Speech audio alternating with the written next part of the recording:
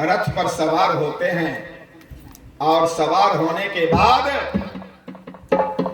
मंत्री सिपाही रथ पर सवार होते हैं और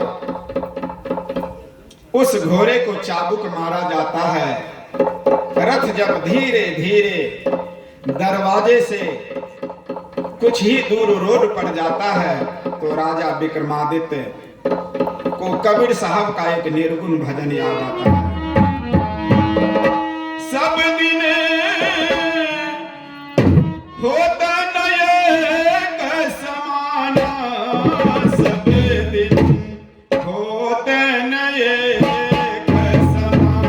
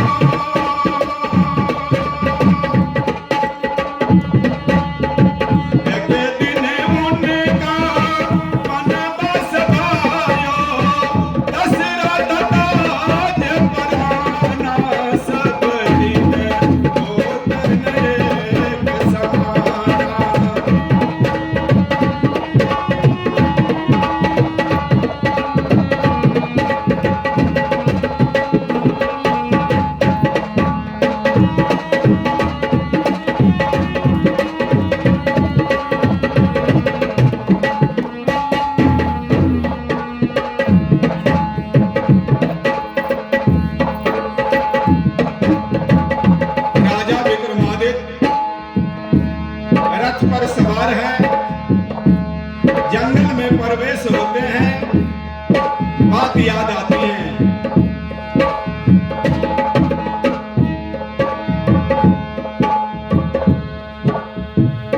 चारों नजर जब फैलाई जाती है, एक हिरन दिखाई पड़ता है।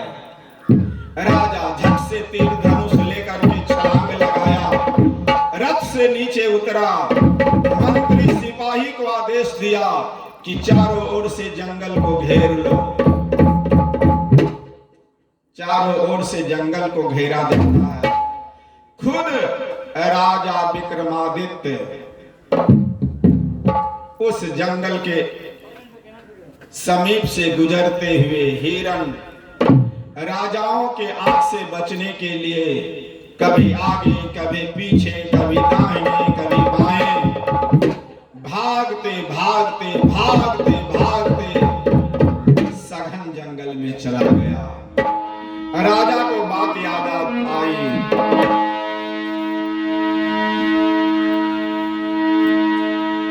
मंत्री को बुलाया, सिपाही को बुलाया।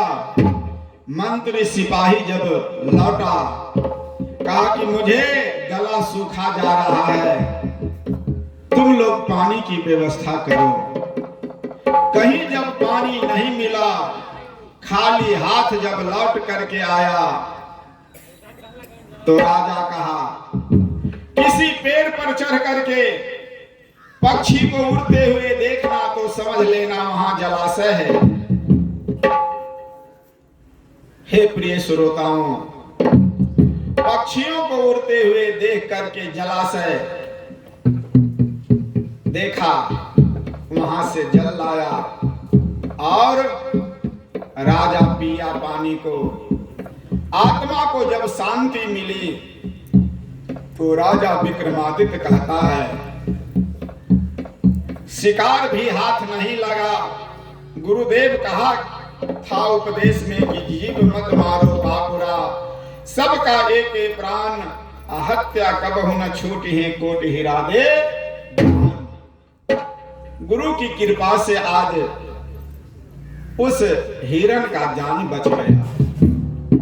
चलो हम लोग पानी पिए, रथ पर सवार होए।